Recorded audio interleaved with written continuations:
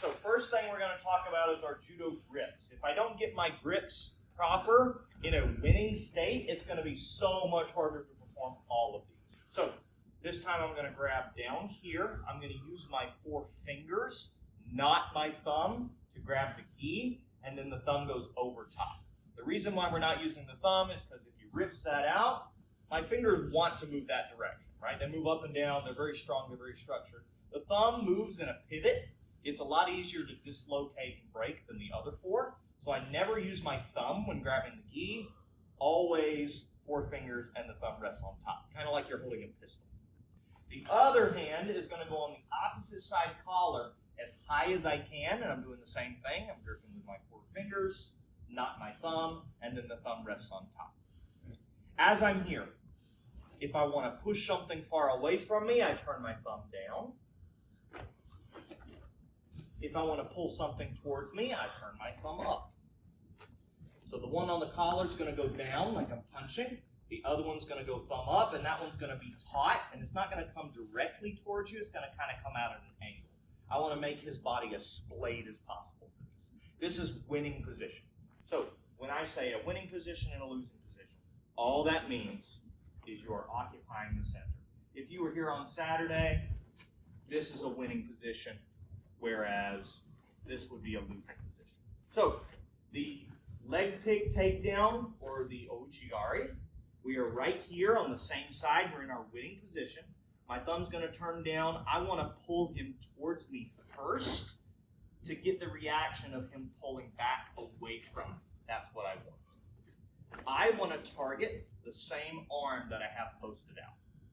So if his right foot is the same as my right arm, that's good. If he changes his feet, not quite time yet for me to take this position. So I want to try to force him to give me that other foot. And to do that, I might pull him a little bit to get that foot, or I might push him a little bit to get that foot. We call this an off-balancing drill. He's trying to pull me off balance and get the inside position. I'm trying to pull him off balance, get the inside position. Maybe I'll come to this outside, this losing position, just to recompose. Right? But I want you switching between. This one is going to be an inside leg grip. So we are here. I've got my gi grips.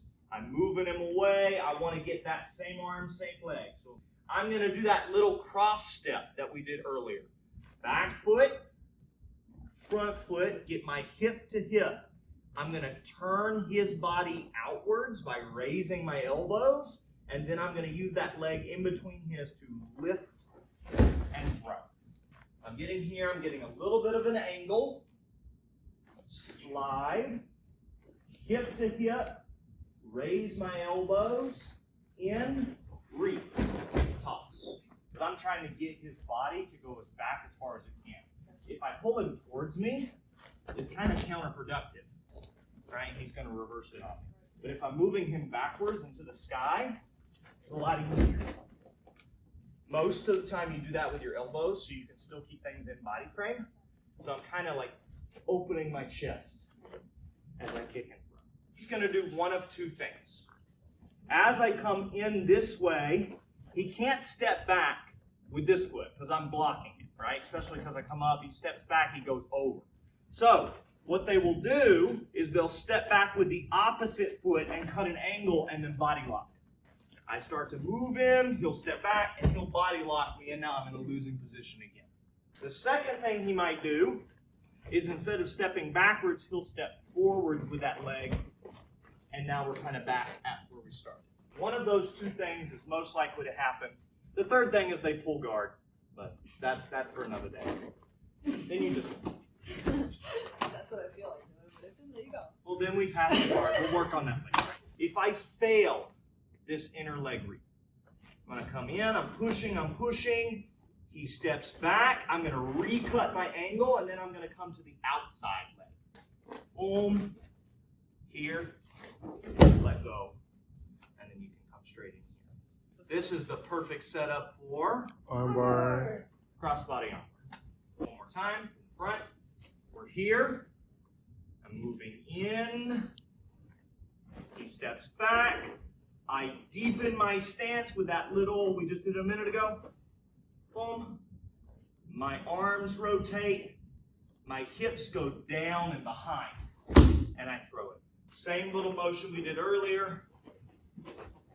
Coming through, except I'm stepping out my foot before I pop, throw a little hip in there. Right from the rear, coming in, he steps back, here, hips, pop. Now this is what we would call a combo. I can, if I cut my angle right, I can go straight to this one here. But you'll notice it didn't work quite as well, did it? Because I didn't set it up. He knew what was coming. As soon as he starts to see me cut that angle, he knows I'm about to start to move in. He's going to capitalize on it. Oh, I'm going to go down. He's going to choke me out. Right? I lose. Because I tried to force something. Whereas if I give that little bit of boom, then coming through, it's a whole lot easier for me to finish that toss if I disguise it with something else. When you're doing no-gi, I always prefer you, if you're doing these, to take this body lock position. And now I can start to do the same toss as before, do the same toss as before, do the same toss as before, right? But I'm in more of a body lock position. Now they are going to try to counter with a whizzer, which means they can do all the same takedowns I just did on him, on me. 1, yeah, 2, yeah, right. So be careful of that. The counter to this toss is not by doing the things we talked about that they might do earlier alone. You have to do them with something. So as Burton starts to come in and reap my leg, I don't just want to step back. I want to step back and posture in. Remember I told you guys if they're trying to do this one here, don't pull them towards you. So if he doesn't want me that way, what should I do? I should go the way he doesn't want me to, right? So as he starts to lift, I'm going to step back and posture in. And I've effectively defended that takedown. As he starts to swap to the next one, right, where does he want me? He wants me that way. So I'm going to put my head behind his back and come this way. So whatever the opposite of what the thrower wants to do is, normally that's the correct option. If you don't know all that stuff, if you don't know the toss at all, if you see them trying to accomplish something like pulling your arm this way or pushing you backwards, normally if you do the opposite in a controlled manner, you can defend it. Now that does not mean overcommit. If I overcommit to this, then he's going to switch to the second one and land it every single time because I overcommitted to the push. So all of your movements should be subtle but firm. So instead of doing this big, big step, he reaps, I do a little step, and then I posture a little. Then he moves to the next one. I move, I posture a little, and then I move to the next thing.